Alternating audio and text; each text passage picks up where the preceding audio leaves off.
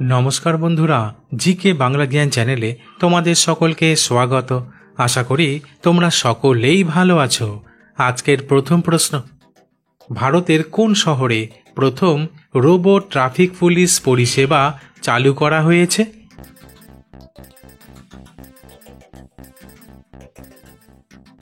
উত্তরটি হলো, ভারতে প্রথম রোবট ট্রাফিক পুলিশ পরিষেবা চালু করা হয় মধ্যপ্রদেশের ইন্দোর শহরে।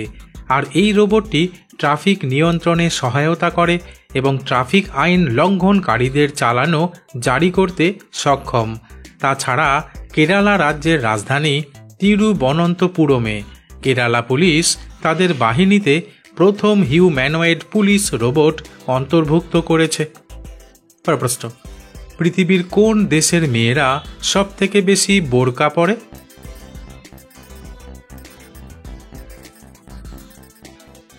উত্তরটি হলো, বোরকা মূলত আফগানিস্তান দেশের প্রচলিত একটি পোশাক। তাই স্বাভাবিকভাবেই আফগানিস্তানের মেয়েরা সবচেয়ে বেশি বোরকা পরে। তাছাড়া সৌদি আরব, পাকিস্তান ও ইরান দেশের মেয়েরাও বোরকা পরে থাকে। প্রশ্ন, পৃথিবীর কোন দেশের একটি রাস্তার নাম স্বামী বিবেকানন্দের নামে রাখা হয়েছে? বন্ধুরা, প্রশ্নগুলি ভালো লেগে থাকলে লাইক করে দিও।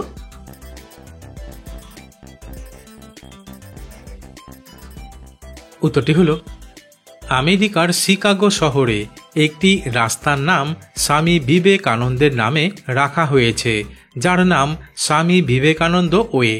আসলে 1893 সালে শিকাগোতে অনুষ্ঠিত বিশ্ব ধর্ম মহাসভায় স্বামী বিবেকানন্দ তার ঐতিহাসিক বক্তৃতা প্রদান করেছিলেন। তাই এই স্মৃতির প্রতি সম্মান জানিয়ে শহরটিতে তার নামে এই রাস্তার নামকরণ করা হয়েছে।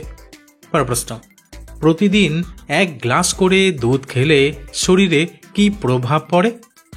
বন্ধুরা, ঠিক এই রকম আরও অজানা নতুন নতুন প্রশ্ন উত্তর জানার জন্য আমার চ্যানেলটিকে সাবস্ক্রাইব করে দিও।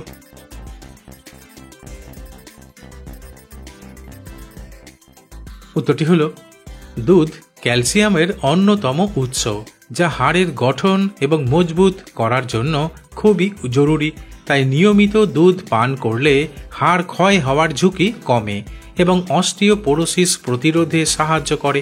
তাছাড়া দুধ প্রোটিনের একটি ভালো উৎস, যা পেশির গঠন এবং মেরামতের জন্য প্রয়োজন। এমনকি কিছু গবেষণায় দেখা গেছে যে নিয়মিত দুধ পান করলে রক্তচাপ নিয়ন্ত্রণে থাকে এবং হৃদরোগের ঝুঁকি কমতে পারে। তাই প্রতিদিন 1 গ্লাস করে দুধ খাওয়া ভালো। প্রশ্ন, আজকাল টেস্ট টিউব বেবির কথা অনেক বেশি পরিমাণে শোনা যায়, কিন্তু ভারতের প্রথম টেস্ট টিউব বেবি কোন সালে জন্মায়?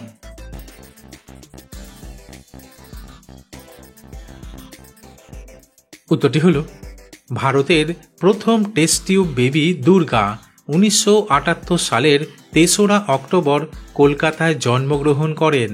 আর এই সাফল্যের পেছনে ছিলেন একজন প্রখ্যাত ভারতীয় চিকিৎসক ডক্টর সুভাষ মুখোপাধ্যায়।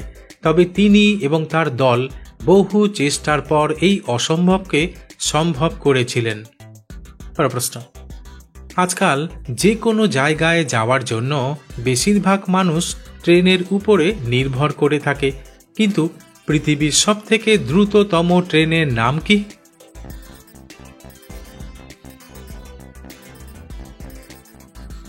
উত্তরটি হলো, বর্তমানে পৃথিবীর সবচেয়ে দ্রুততম ট্রেনের নাম হলো সাংহাই ম্যাগলেভ ট্রেন।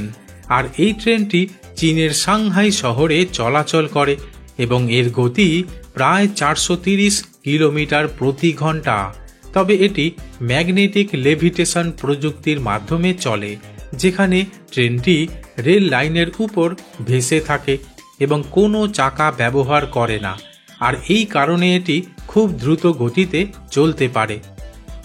প্রশ্ন, কোন প্রাণী 3 বছর পর্যন্ত ঘুমিয়ে থাকতে পারে?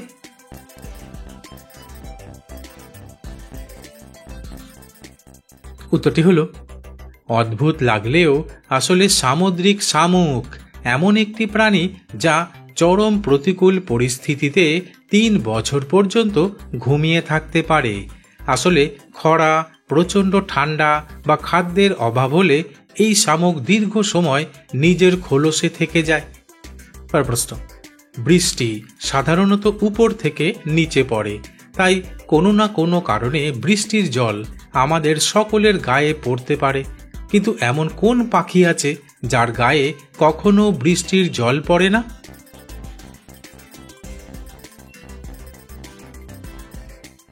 উত্তরটি হলো, শুনে অদ্ভুত লাগলেও ঈগল পাখির গায়ে বৃষ্টির জল লাগে না, কারণ ঈগল পাখি মেঘের উপরি ভাগ দিয়ে উড়ে যায়, তাই বৃষ্টির জল পাখির গায়ে লাগে না। প্রশ্ন, কড়া রোদে সাধারণত জামা কাপড় শুকোতে দেওয়া হয়, কিন্তু কোন রঙের জামা রোদে তাড়াতাড়ি শুকিয়ে যায়?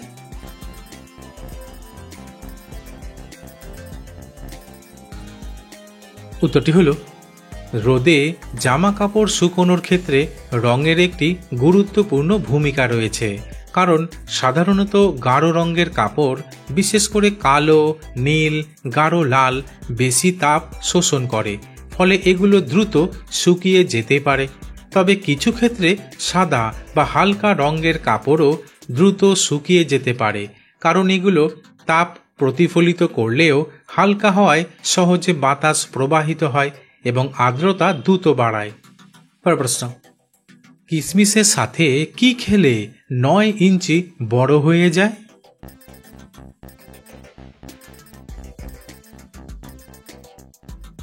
উত্তরটি হলো, কিশমিশের সাথে কাজু আর আখরোট যোগ করে মধু মিশিয়ে খেলে। প্রশ্ন, কোন ফল খেলে দাঁত পরিষ্কার হয়?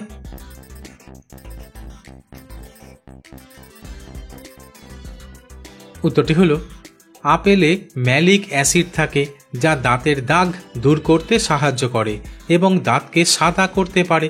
তাছাড়া আপেল চিবিয়ে খেলে দাঁতের ফাঁকে আটকে থাকা খাদ্যকণা পরিষ্কার হয়। এছাড়া স্ট্রবেরি, পেয়ারা, কলা খেলেও দাঁতের হলদেটে ভাব দূর হয়, ফলে দাঁত পরিষ্কার হয়। প্রশ্ন, পৃথিবীর কোন দেশের মেয়েদের নীল জিন্স পরা নিষিদ্ধ?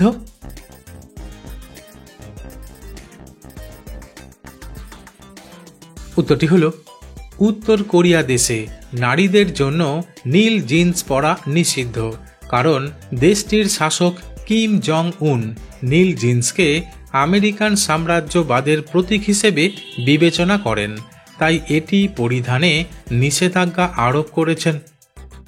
বন্ধুরা, যেখানেই শেষ করছি, পরবর্তী ভিডিওতে নতুন কিছু তথ্য নিয়ে হাজির হব।